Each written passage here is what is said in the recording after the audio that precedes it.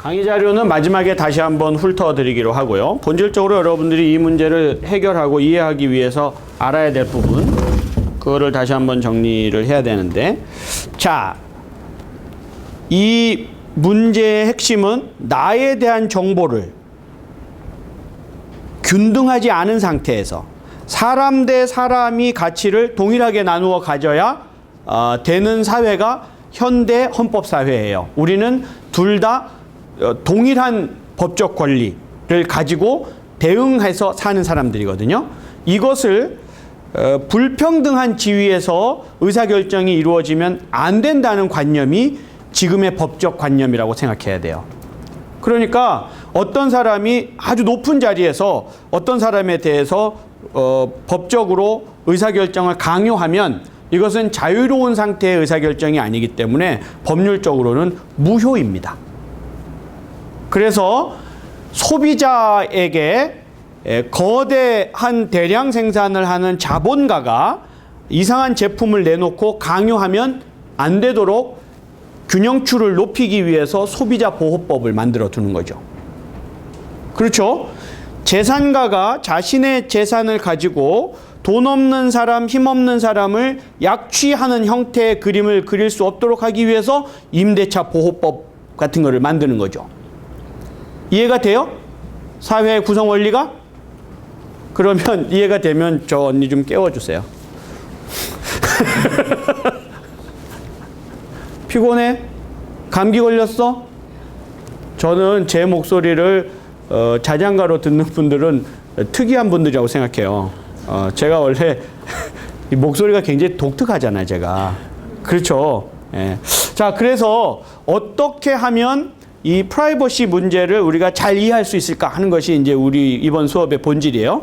그러면 이제 컴퓨터 시대로 넘어왔다고 칩시다. 컴퓨터 시대로 넘어왔어요. 컴퓨터 시대로 넘어왔더니 어떤 문제가 발생하냐면, 여러분들 지난번에 명예훼손에 관하여 공부했다고 그랬죠. 명예훼손의 법리의 본질이 뭐예요? 명예훼손 법리의 본질은 여러분들이 어떻게 이해하실지 모르겠지만 전파성이 핵심이에요. 명예훼손에 있어서의 제일 그 핵심 이론은 누군가가 나에 대해서 안 좋은 이야기건 좋은 이야기건 나에 대한 명예가 훼손될 만한 정보를 유포하는 거죠. 유포하는 거죠. 그것을 전파시키는 거예요. 전파시키는 것이 문제가 되어서 명예훼손죄가 있고 출판물에 의한 명예훼손죄가 있고 사이버 명예훼손죄가 나오기 시작하는데, 그 가중되는 문제는 전파성의 핵심이 있어요. 전파성. 지금 매체의 전파성이 강화되는 혁명이 컴퓨터 혁명, 우리가 이렇게 혁명이라고 얘기해요. 또 통신혁명, 이것을 우리가 뭐라고 얘기하냐면 정보통신혁명 이렇게 얘기하죠. 예? 정보통신혁명. 그래서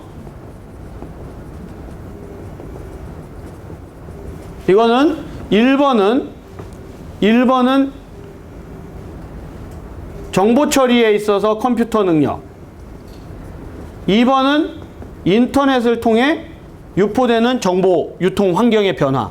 이것이 매체의 큰 변화, 21세기의 매체 변화의 가장 큰 원인이라는 걸 여러분들이 알고 있고, 이거를 그래서 우리가 정보사회, 정보혁명, 제3의 물결, 뭐 이따위 말로 이제 이야기해서 현재에 이르고 있어요. 이전에는 산업사회, 이후에는 정보사회, 지식사회, 뭐 이런 식으로 얘기해서 지금까지 오고 있어요. 이 그림이 프라이버시에 미치는 영향은 무엇을 의미해요? 프라이버시에 미치는 영향. 이 영향은 바로 무엇이냐 하면, 프라이버시는 뭐예요? 사이버 국방학과. 프라이버시는 보호의 관념이에요? 유포의 관념이에요?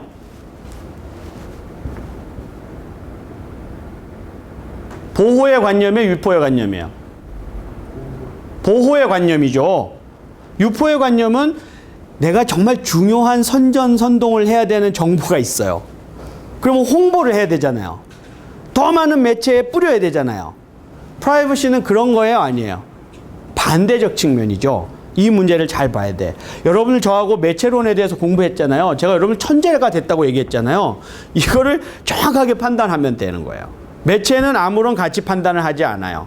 그러나 이것을 유포 대상으로 보는 것과 보호 대상으로 보는 것은 가치 판단이 이루어진 거예요.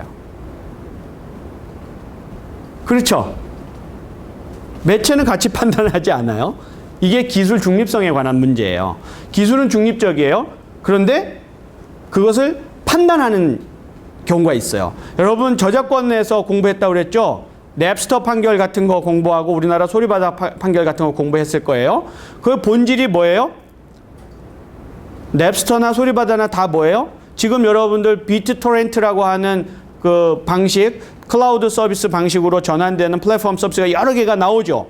그것은 가치 중립적이잖아요. 기술 그 자체는 가치 중립적이에요. 그러나 그것을 판단해야 되잖아요. 이것이 어떤 가치 판단에 기여하는가를 보는 거잖아요.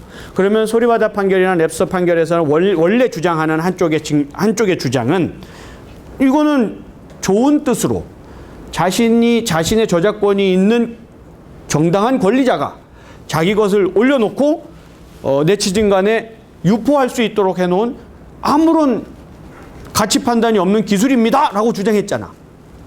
그러나 뒷부분에 뻥치시네 이렇게 된 거죠. 알면서 더 조장해놓고 이렇게 얘기하기 시작하고 책임을 인정하는 구조로 변경되어 있죠. 이 안에도 엄청난 헤게모니 싸움이 들어있어요.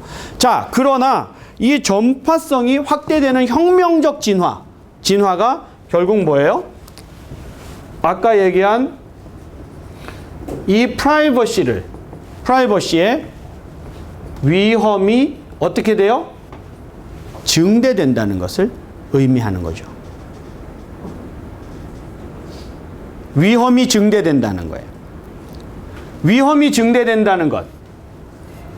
자, 사회적 위험이 증대되면 그 증대된 위험에 대한 책임을 누구에게 지워야 돼요?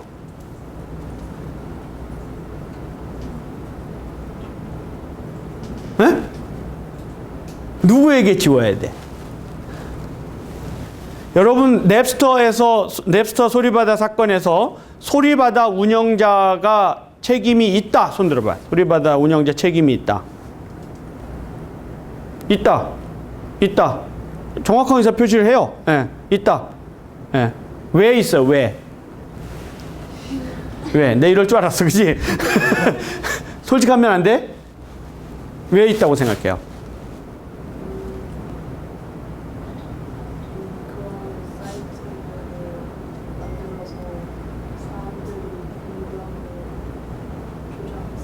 조장했어. 또 같은 의견이 이게 없었으면 저작자의 권리가 침해되지 않았을 것이므로 정도예요? 네? 네. 그런 관념, 법적 관념에 찬동해요? 아니 그건 아니야? 그 기술이 있어도 잘 사용했으면 문제가 없었을 텐데라는. 그러면 가능한데. 근데 네. 그 운영자는 그 위법의 소지가 있으면 관리할 책임이 있어서. 네. 그래서 법적 책임. 네. 관리할 책임이 있으니까. 네. 더 본질적인 문제는 본인이 그걸 왜 하지? 소리바다 운영자는 그걸 왜 할까?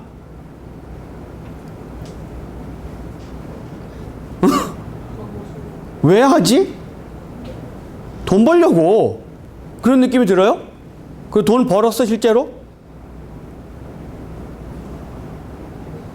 법적으로 누가 옳은가를 내가 질문하는 게 아니에요. 어떤 가치를 우리가 선택할 때 그 가치를 판단하는 기준이 무엇인가를 제가 질문하는 거예요.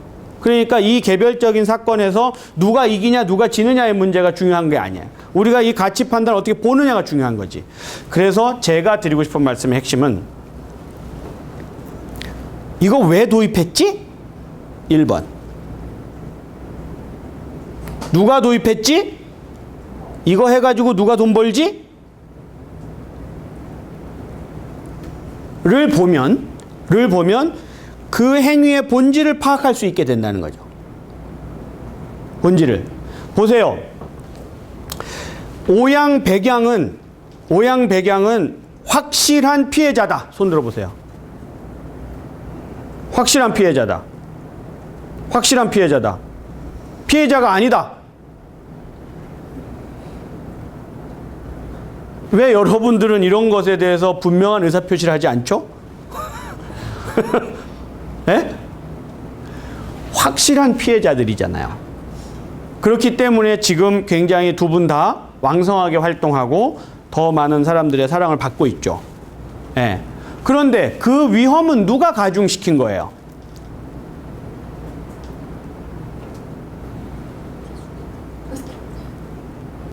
누가 가중시킨 거예요? 네? 누가 가중시켰어? 올린 놈은 옛날도 나쁜 놈이고 지금도 나쁜 놈이야. 그렇지만 올린 놈은 그냥 올린 거나 비디오 돌려본 놈이랑 똑같아.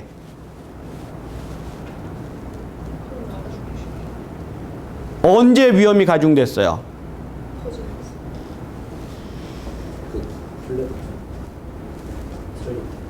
사이버 기술이 위험을 가중시킨 거잖아요. 이 문제를 바라보는 시각을 가져야 돼요. 제가 여러분들에게 원하는 것은 개별 구체적인 사건에서 누가 이겼다 졌다를 묻는 질문을 여러분들 같은 분들이 할 필요 없어요. 그거는 변호사들이 하면 돼. 그러나 왜 그렇게 됐을까? 누가 더 나쁘다고 할 때 그 기준은 무엇인가? 라는 것을 따져야 된다. 프라이버시라고 하는 것을 법적 권리로 인정하기 시작을 했는데 이것이 더 위험해지는 상황이 온다면 더 위험해지는 상황이 단계적으로 와요. 단계적으로. 잘 보세요. 1. 컴퓨터로 처리해. 그러면 컴퓨터로 처리하기 전보다 위험이 가중되죠. 사이버 국방학과가 잘 봐야 돼, 이런 문제는. 컴퓨터로 처리하는 것을 우리가 뭐라고 하냐면 디지털라이즈를 한다라고 얘기해요. 또 디지테이션이라는 말을 쓰기도 하고. 디지털라이즈를 하면 위험이 더 가중되죠. 종이로 가지고 있을 때하고 다르게 DB로 만들어놨더니 더 가중이 돼. 두 번째, 통신망에 연동시키면 더 위험이 가중돼. 그렇죠? 그리고 이거 처리율 정도 이 정도뿐만이 아니고 DB로 축적하는 경우, 더 많은 정보를 축적하는 경우에는 더 위험해지죠. 지금 보세요. DB가 DBMS를 쓰던 시절에서 지금 뭘로 와요? 빅데이터 시대로 넘어왔어요. 그러면 위험이 더 가중되죠. 네? 프라이버시뿐만이 아니고 모든 권리 침해가 다 가중되는 형태가 돼요. 빅데이터가 되면. 그 다음에 또 뭐 있어요? IoT가 되면 부지불식간의 정보가 컴퓨터로 처리돼서 DB로 축적되고 넷으로 돌아가게 돼 있어요. 더 위험이 가중되죠. 클라우드 서비스로 바뀌면 이 가중된 위험에 대한 책임 문제가 밝히기가 어려워져요. 지금 비트토렌트 때문에 저작권 침해 소송을 해결하기가 매우 어려운 상태에 빠져들고 있죠. 이 위험을 우리가 어떻게 관리할 것인가 하는 문제가 당면 과제들이에요. 그러면 정리를 해봅시다. 자, 단계적으로 이게 가중돼요. 단계적으로 가중되니까 단계적으로 대응을 해야 돼. 단계적으로. 그러면 여러분들이 공부하는 모든 분야에서 이 단계가 가중될 때마다 새로운 논의의 공부나 새로운 일자리가 형성될 수 있다는 뜻이에요. 다시 말하면. 예?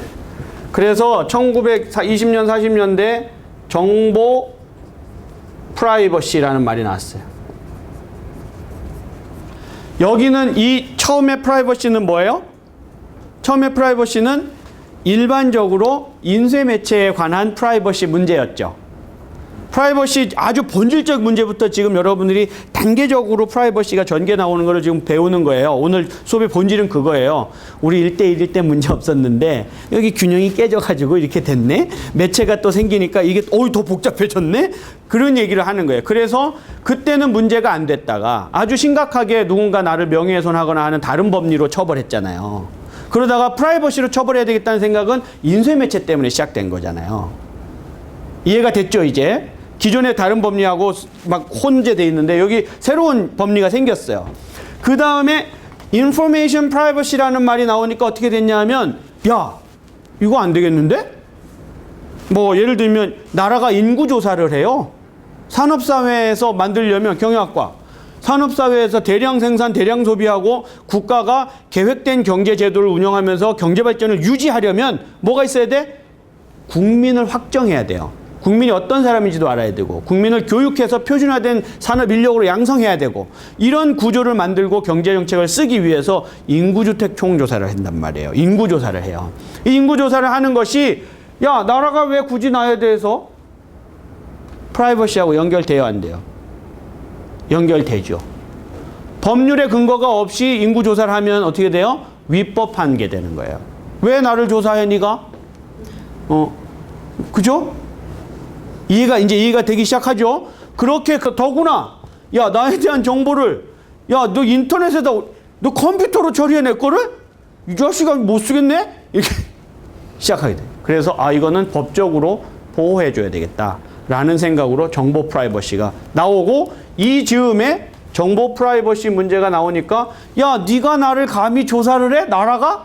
이 자식도 웃긴 놈들이네. 나를 조사하려면 헌법에 근거가 있어야 돼 라고 해서 정보 프라이버시가 불법행위법에 아까 사적인 권리라고 얘기했잖아요. 그러다가 나라와 나와 싸우는 헌법상의 프라이버시가 형성되기 시작을 해요. 그래서 헌법에 다 사생활의 비밀을 보장하는 기타 등등의 법이 나오기 시작하는 거예요. 자, 단계가 위험해지니까 점점 더 높아져요. 그렇게 나오니까 정보 프라이버시에 이제 어떻게 되냐면 컴퓨터로 처리하는 정보에 대해서는 더 위험해졌죠? 아까 이때 위험이 가중된다 그랬잖아. 더 위험하면 어떻게 해요? 법적으로 더 강한 보호를 해주면 되죠. 그런 그림이 여기에 나오기 시작하는 거예요. 법적으로 중요한 논의 하나를 더 설명해 드릴게요. 위험하면 법적으로 책임이 더 강해진다라는 말이 있어요. 그 말이 위험 책임이에요. 말이 되죠? 위험하면 더 강하게 법적 책임을 져야 된다. 이 논리는 이해가 되죠? 야, 그거 더 위험해졌으면 위험한 거를 초래한 사람, 위험한 거로부터 돈 버는 사람, 그렇죠? 에? 그런 사람이 위험한 걸 관리하는 사람이 책임져야 되잖아. 책임을 더 가중시키는 방식의 위험 책임론이, 여러분 그 사회학과에는 뭐 울리히 백 이런 사람 얘기 듣죠? 위험 사회론이라고 하는 걸 발표한 맞아요? 예. 그분의 내용이 뭔지 알아요? 조금만 설명해 줘요. 기술이 발달할수록 네. 사회적인 위험을 제거하고 환경 오염이나 네. 핵기술 이런 것들은 네. 굉장히 피해를 준다. 그렇죠. 여러분들이 이렇게 공부하는데요. 저는 여러분들의 공부를 더 현실로 가져 내려오는 게 특징이잖아요. 제가 얘기해 보면, 그죠? 현실로 가져 내려보면 뭐예요? 왜 그럴까?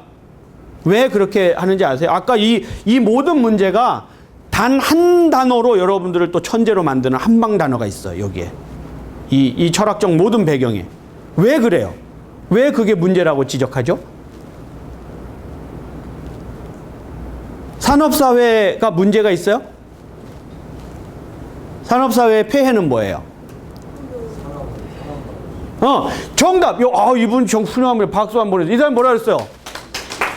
아까 박수 치면 어떻게 하라고? 정답이에요, 정답. 뭐라고 그랬어요, 이분이? 사람을 사람으로 보지 않는다는 거예요. 사람을 쌩깐다는 거예요. 어려운 말로 뭐라 그래요? 인간 소외의 문제예요. 인간 소외의 문제를 천착하고 인간 소외를 바꾸는 거. 왜 우리가 근대 사회가 나타나고 르네상스라고 얘기했잖아요. 르네상스. 사람이 다시 태어났다는 거예요. 뭐로 태어났어? 신의 아들에서 사람의 아들로 다시 태어나는 게 르네상스예요. 그래서 모든 사람은 평등하고 모든 사람이 사람을 인격적으로 대해야 된다는 것이 지금 사회를 구성하는 기본 원리인데, 자본주의가 강화되고 산업사회가 많이 나가고 지식사회가 강화되고 하다 보니까, 기술이 발전하다 보니까 어떻게 돼요? 상대방을 쌩까는 구조가 됐어요. 이 소외를 극복하기 위한 모든 사회제도 규범이 바로 여러분들이 공부하는 문제예요. 그러면 어떻게 합니까? 옛날에는 길 가다가 사람을 부닥쳐서 다치게 하면 내가 이 사람을 봤잖아. 그럼 나랑 같이 부닥쳤잖아. 그럼 별 문제가 없어. 자동차가 나와서 푹 치고 가버려. 그럼 인간 소외가 훨씬 강화됐죠. 그러면 누가 더 책임져야 돼? 자동차가 책임져야 돼요. 울리백의 이야기는 그런 이야기죠. 거대한. 그렇죠? 시작이 됐죠. 자동차가 이런 문제를 책임져야 되는 것은 법에 제조물 책임법이 들어오기 시작을 했어요. 더 큰 거 얘기해 드릴까요? 원자력. 원자력은 사람이 도입했지만 사람이 컨트롤할 수 없는 기술이 되었죠. 자동차도 우리가 굉장한 능력으로 속도를 빠르게 하지만 거기서 나오는 위험을 완전히 제어할 수 없는 구조이죠. 이건 무슨 뜻이냐면, 기술이 사람의 능력을 넘어설 때 법이 어떻게 대응할까 하는 문제예요. 여러분,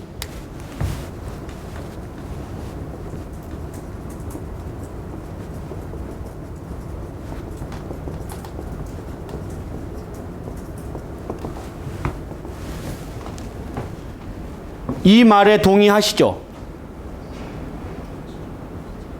야, 너 물어내. 그런데 내가 왜? 내가 잘못한 게 없는데? 야, 너 잘못한 게 없어도 물어내. 말이 돼요, 안 돼요? 에? 이걸 뭐라고 합니까?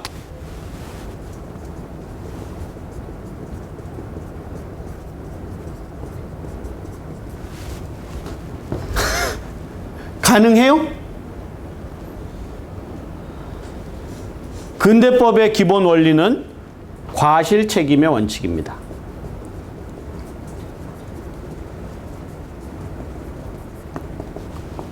과실 책임의 원칙. 과실이 있어야 책임을 물을 수 있어요. 물론 고의도 포함되어 있죠. 일부러 그런 경우는 당연히 책임이 있지만, 모르고 그래도 자기가 잘못한 과실이 있어야지 책임을 지는 게 원칙이에요. 그런데 보세요. 원자력,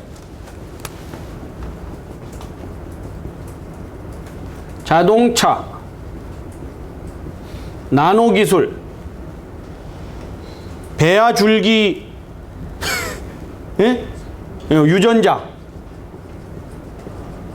조작 기술, 막 이런 게 있어서 인간이 개별적 개체의 능력을 훨씬 상회하는 수준의 기술, 위험한 기술을 다루었을 경우에 이것으로 인한 책임을, 법적 책임을 어떻게 관리해야 되냐. 그러면 이건 어떻게 되냐면요. 야, 원자력 사고가 발생했어. 각종 사고가 발생했어. 그래서 피해가 발생했어. 피해가 발생했는데 이 무슨 뜻인지 아세요? 과실 책임 원칙의 기본적인 법리는 무슨 뜻이냐면, 피해가 발생했어요. 그러면 주장하는 자가, 내가 피해를 입었다고 주장하는 자가 입증 책임을 져야 돼요. 환장하는 일이 벌어지는 거예요. 무슨 말인지 아시겠죠? 환경 사건이 발생하거나 중요한 원자력 손해배상 사건이 발생하거나 했을 때, 야, 너가 암 걸린 게 나 때문인 걸 네가 증명해봐. 라고 말하면 얼마나 가혹하겠어요. 그죠? 그러니까 어떻게 해야 돼요? 입증 책임을 어떻게 해요? 전환해주면 돼. 판사가 딱 얘기해요. 야, 그걸 얘가 어떻게 증명해? 네가 책임이 없는지를 증명해야지. 나쁜 놈이네? 이렇게 얘기를 해줘야 돼. 그러면 여러분들이 갑자기 오, 다행이다, 이런 생각이 들잖아요. 네? 입증 책임을 전환해주면 어떻게 됩니까? 없다는 것을 증명해야 되기 때문에. 왜 그렇게 하죠? 아까 얘기한 것처럼 이 위험한 상태는 하나님께서 만들어 놓은 자연적인 상태에서의 위험은 팔자소관으로 넘겨요, 우리가. 그래서 지진 피해를 입거나 자연재해를 심하게 입은 경우에는 뭘 합니까? 다 같이 힘을 합쳐서 도와주자, 이렇게 얘기해요. 그거는 손해배상이 아니죠. 공적 부조를 하는 거죠. 우리가 인류애적 관념에서 동질감을 가지고 사람을 돕는 거죠. 그런데 이 위험이 자연 상태에서 초래된 것이 아니고 누군가에 의해서 받아들여지고 활용되고 관리되고 있는 상태에서 발생한 위험으로 누군가가 죽거나 다쳤어요. 그럼 어떻게 해줘야 돼요? 그 문제를 해결해야 되잖아요. 그 문제의 핵심이 바로 이 위험책임론의 본질이에요.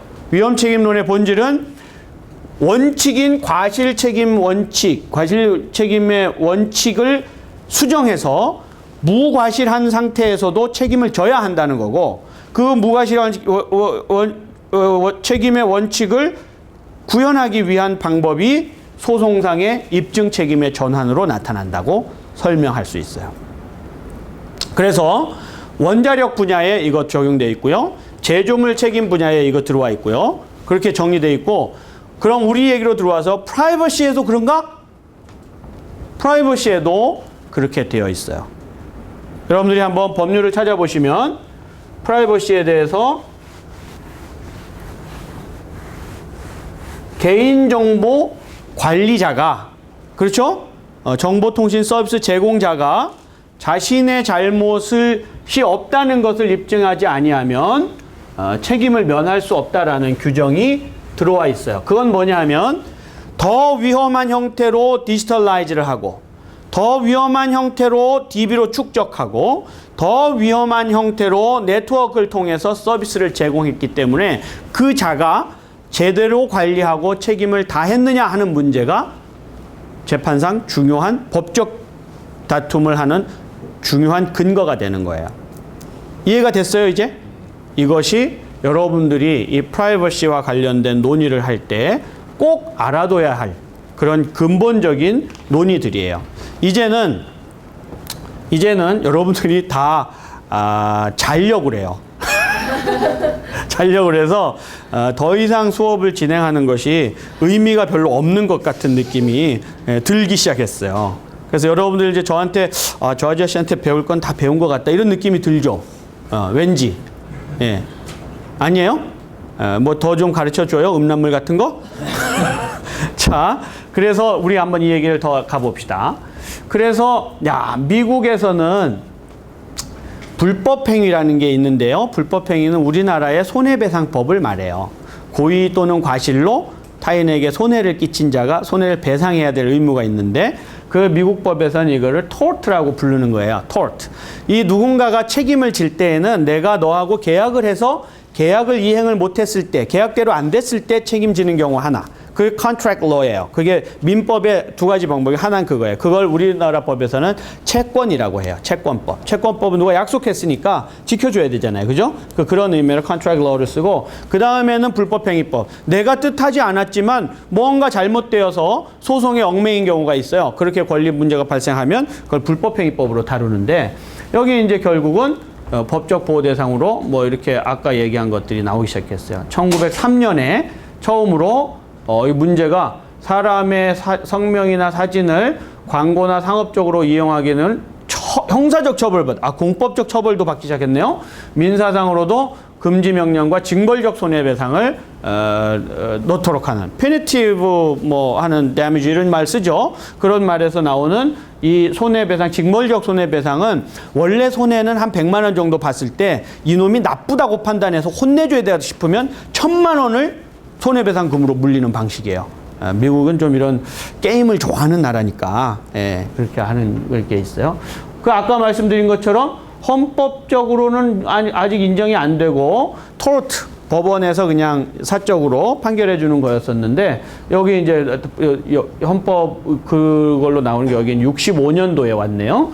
그리스월드라는 분이 이제 커네티컷 주하고 붙은 사건이에요. 그래서 연방 대법원이 여기서 성인의 기혼자에게 피임기구를 판매하고 배부하고 관한 상담을 금지하도록 한 것. 그것은 이거는 헌법에 걸린 프라이버시권, 이게 자기결정권이라는 말을 주로 많이 써요. 자기가 자기 걸 의사결정하겠다는 것을 얘기하는 걸로 위헌이라고 판시하면서 이제 프라이버시권이 헌법에 조문으로 들어있지 않아요. 조문으로 들어있지 않지만 그것을 헌법상 보호되는 권리다라고 인정을 하기 시작을 했어요. 그 다음에 이제 2년 후에 카츠라는 사람하고 미국 연방정부하고 한판 붙었죠. 헌법 제정자는 개인에게 혼자 있을 권리를 부여했다라고 주장하면서 헌법적 기본권으로 인정하기 시작했어요. 이 얘기를 다른 데에서 이제 가져온 거예요.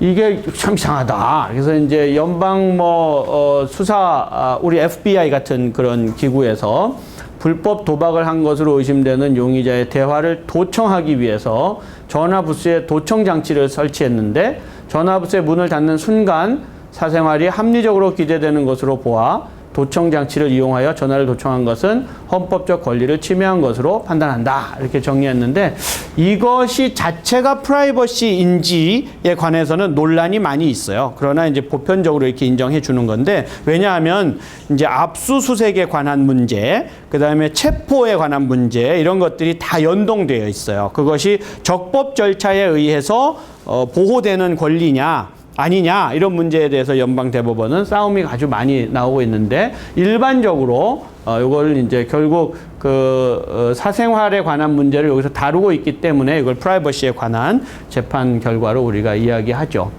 우리나라는 헌법에 이런 게 있어요. 사생활의 비밀과 자유를 침해받지 않는다. 이렇게 돼 있어요.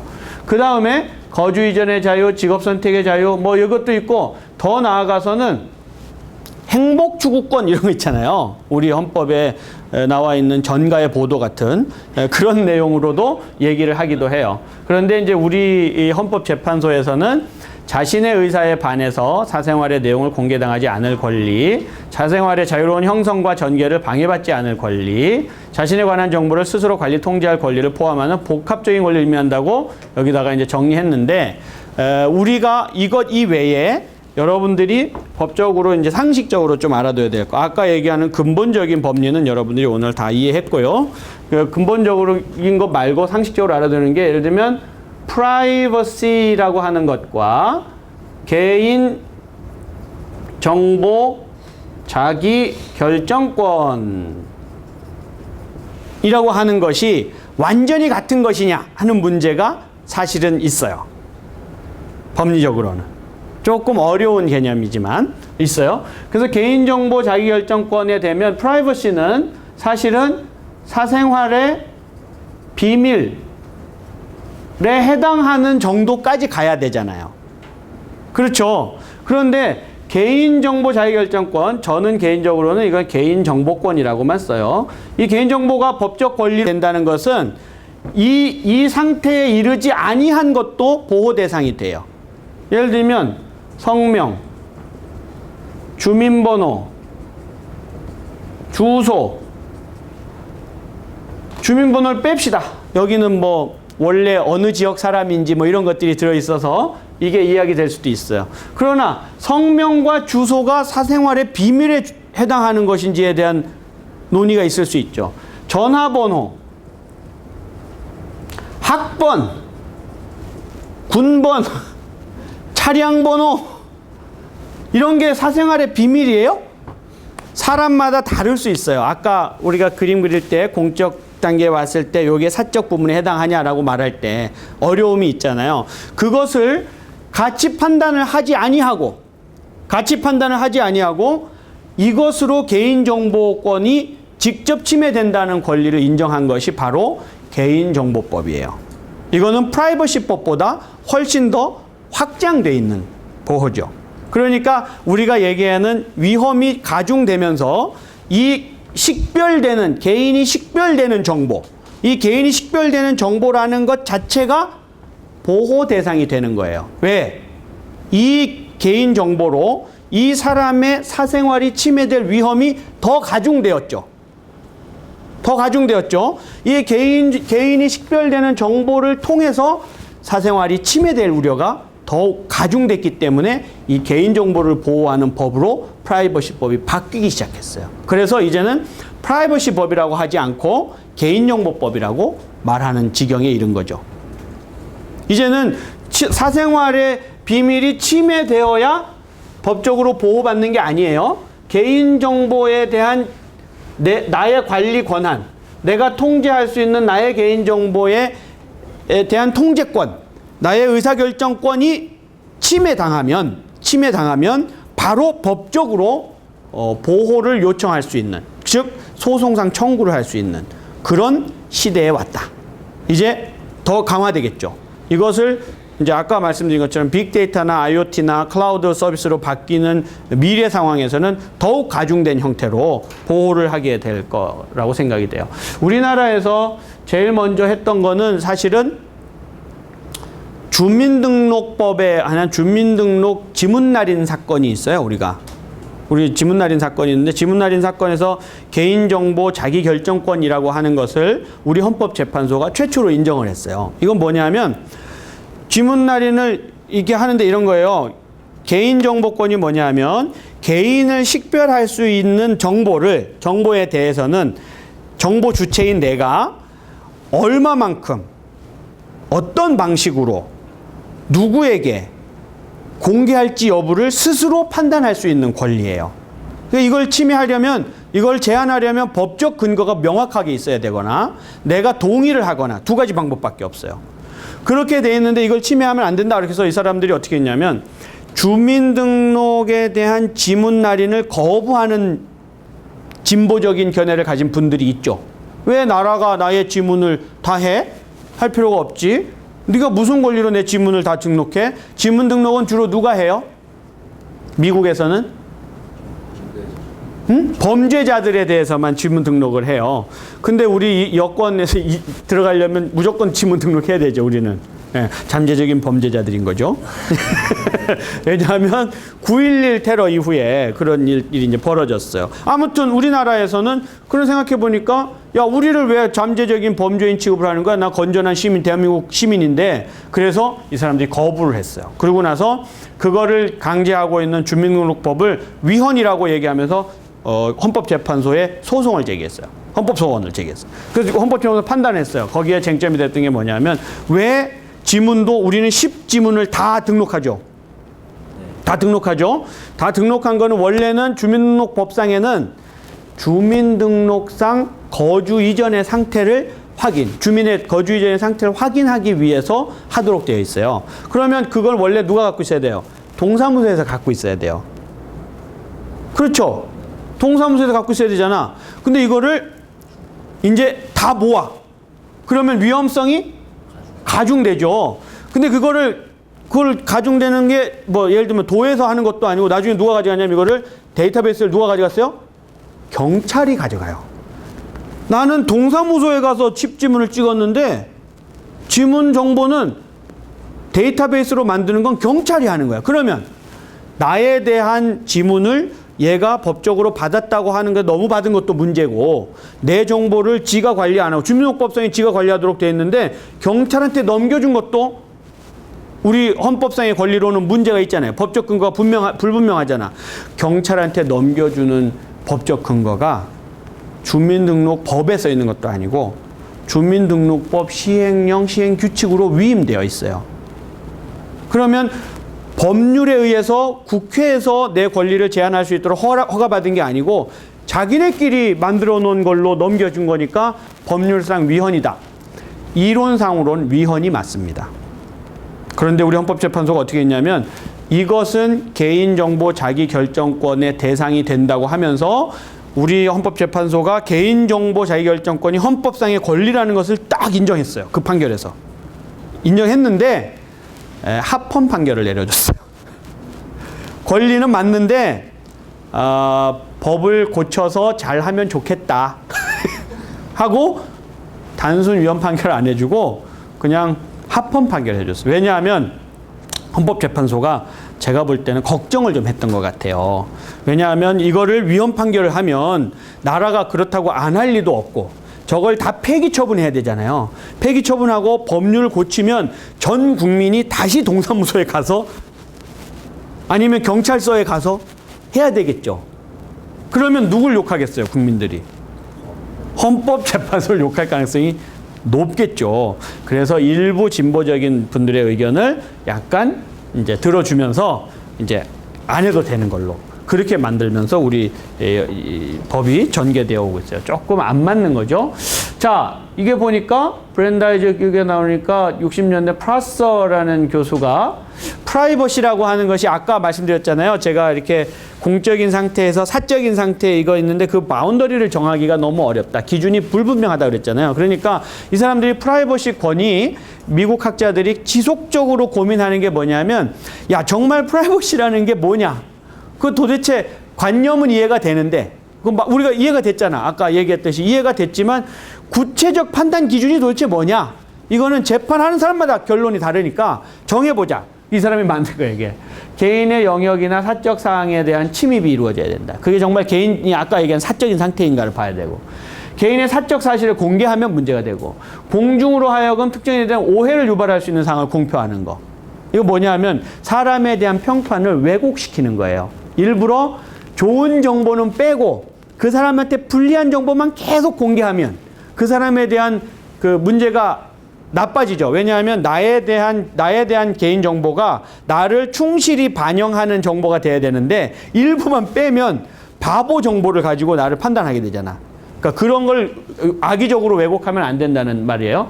성명이나 초상의 영리적 사용이 있는 경우에 이거로 봐야 되겠다라는 얘기를 하는데 이것도 완벽한 이론이라고 할 수 없어요. 그러니까 프라이버시권에 관한 논리를 다 정할 수가 없어요. 지금은 그래서 프라이버시권에 관한 논의를 할 필요가 있어요, 없어요? 아까 얘기했듯이 식별 정보만 가지고도 법적으로 청구할 수 있게 되었죠. 그러니까 이 문제는 법적으로 해결된 거다라고 보시면 되고요. 여기 여러분들이 나와 있는 거는 여러 가지 내용이 있죠. 이게 지금 이 내용들은 여러분들이 한번 읽어보세요. 읽어보시면 구체적인 사건에 대한 여러분들의 그 능력이 신장되는 거예요. 아, 이거 이런 거구나 하고 남한테 가서 자랑할 때, 야, 그거 있잖아, 케네디. 이 케네디 이 사람 되게 유명한 사람이잖아요. 이 사람 누구냐 하면 존 F. 케네디 대통령의 부인인 제클린 여사인데요. 이분이 케네디가 암살당했잖아요. 암살당하고 나서 엄청난 부자 오나시스한테 시집갔어요. 그러니까 이제 이분은 공인이잖아요. 공인. 그죠? 국민들의 공적 관심사에 들어있잖아요. 그래서 그 막 쫓아다닌 것에 대해서 이거 프라이버시가 아까 얘기한 전형적인 케이스죠. 예, 이런 거 알고 가서 얘기하세요. 그럼 재밌잖아요.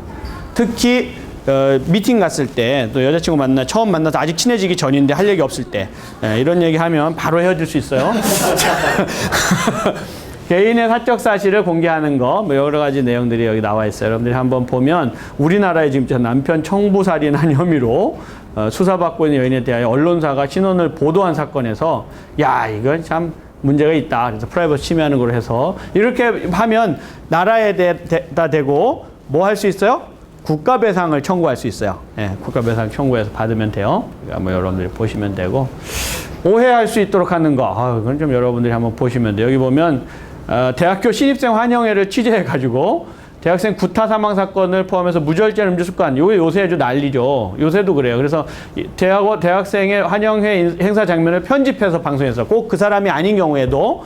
그래서 문제가 없는데 진행된 가서 정리를 한 다음에 자기가 이제 몰통 그 신문 잡지 아니 방송 기자들이 와서 왜 자기 방송 뉴스 전달하기 위해서 화면 따로 오잖아요. 화면 따로 와서 뭐 이렇게 쭉 정리하는데 뭐 그 자료는 뭐 보도 사실과 뭐 아니 자료 화면이 아니 뭐 이렇게 표시하긴 하지만 그거에 딱 나오는데 보니까 내 얼굴이 딱 나온 거야. 나 술 먹고 있는데 요즘 대학생들이 그냥 술을 먹고 무절제하게 사람이 죽고 구타 사고가 일어나고 있습니다. 근데 내 얼굴이 딱 나온 거야. 그럼 열받죠. 네, 그때 돈 받을 수 있다 이런 뜻이에요. 네. 자, 그리고 이제 뭐 성명이나 초상 여러분들이 잘 요새는 이게 법적으로 인정되냐 맞느냐 이런 것들이 되게 이게 right of publicity라고 그래서 뭐 이렇게 출판을 하고 여러 군데에 막 이렇게 올리는 거 있잖아요. 인터넷에 올리고 이런 것들에 대해서 요걸 별도로 한번 하는 게 어떨까라는 생각들이 있는데요. 제 생각에는 그냥 이런 거로 사용할 뭐 publicity권이라는 말을 쓸 필요가 없을 것 같아요. 우리나라는 미국은 개인정보법이라고 하는 말을 별도로 갖고 있지는 않고요. 공공기관의 프라이버시에 관한 법은 있어요. 그러니까 이제 그걸 법원에서 판단하잖아요. 그러니까 이걸 법적으로 인정할 거냐 말 거냐라는 논의가 많이 있을 수 있어요. 우리나라는 뭐예요? 아까 말씀드렸지만 개인정보법을 별도로 갖고 있잖아요. 그 법에 의해서 대부분 보호받을 수 있을 거라고 생각이 돼요. 자, 여러분들이 보면 개념이 확장된다는 건 아까 이미 다 얘기를 했어요. 그죠? 그래서 자기의 정보에 대한 통제권, 여기 보면, 여기에서 개인이 자신의 정보 이용 범위와 정보 내용 통제에 대한 자기 결정권을 갖는 것이 중요하다. 이렇게 정리를 하고, 여러분들이 다 보시면 되고요. 지금 이제 우리나라의 법은 제가 아까 입증 책임을 전환하는 것에 관한 이야기도 설명하고 원칙이 무엇인지도 설명했죠. 우리나라의 개인정보보호법 초안을 제가 쓴 사람이에요. 이건 너무 늦게 자랑했죠. 예, 제가 우리나라에서 IT와 관련된 법률의 상당 부분을 제정해 초안을 작성한 사람입니다. 그건 다음번에 다시 한번 자랑할게요. 예, 박수 치면 인사해야 돼. 하지 마. 그래서 이걸 볼 때 이제 우리나라가 OECD의 8원칙, 이게 OECD 8원칙이나 EU의 개인정보 이거 뭐 다이렉티브, 디렉티브 이렇게 해서 각국의 이제 자기 EU의 회원국들이 법을 어떻게 만드세요 하는 거를 정한 가이드라인이 있어요. 그 가이드라인이 보면 아까 얘기했듯이 인간 소외 문제, 아까 우리가 아주 법 원리적인 기초적인 철학 문제 얘기했잖아요. 그 문제들을 어떤 방식으로 법에 구현할까를 정한 것들이에요. 그것이 바로 이런 원칙들이에요. 야, 너 개인정보를 하려면 적법하고 공정한 수단에서 정보 주체의 동의를 얻어야 된다. 아니면 법률에 분명하게 근거가 있어야 된다. 목적이 분명해야 된다. 아까 얘기했듯이 주민의 거주 이전의 상태를 파악하기로 만든 정보를 수집해 놓고 그거를 범죄 수사의 목적으로 쓰는 것은 목적이 안 맞는 거잖아요. 그러면 너 그렇게 되면 경찰이 범죄 수사 목적으로 다시 개인정보를 수집해 이렇게 돼야 되는 거예요. 원칙이. 예. 그래서 여러분들이 선생님이 저 성적 매기려고 가져간 정보를 가지고 왜 제 친구를 조사해요? 안 되는 거죠. 위반이에요, 위반이. 그죠? 그런 그림들이 왜 진료 목적으로 한 거 가지고 다른 데에다가 써요? 이런 거 다 마찬가지예요. 다 그래서 원래 목적, 나한테 전화 받은 거 있잖아요. 우리 전화 가입자 정보인데 왜 나한테 대출 받으라는 게 와요? 이거 다 목적 구속의 원칙에 어긋나는 거예요. 그 다음에 정보가 정확해야 돼요. 나에 대한 정보가 오류인 상태에 있으면 안 되잖아요. 그럼 열람 정정할 수 있어야 돼요. 이용도 제한하고 안정성이 확보돼야 돼요. 안정성 확보 안 하면 아까 얘기했듯이 무과실 책임에 위험 책임을 본인이 다 져야 되는 거예요. 그래서 그걸 써놨어요, 법에. 입증 책임을 전환하는 형태로. 그 다음에 자기가 이제 있는 거 투명하게 공개해야 되고, 개인이 자신의 정보가 타인에 의해서 어떻게 관리되고 있어야 되는 거죠.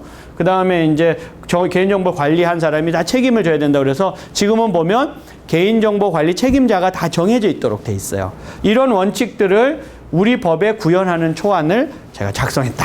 근데 너무 지금 그 이후에 제가 초안을 작성한 건 굉장히 좋다고 생각하고 정말 훌륭하다고 생각하는데 그 이후에 존경하는 공무원들이 자기 입맛대로 막 고쳐가지고 법이 엉망이 됐어요. 그 엉망이 된 법이 지금 통과됐는데 제 책임은 아니라는 점을 여러분들이 좀 알아주셨으면 좋겠어요. 이런 것들을 여기에 다 넣어놨어요. 이렇게. 우리나라가 전 세계에서 개인정보 보호에 관한 법적 조치가 가장 강력한 나라입니다. 가장 강력한 나라예요.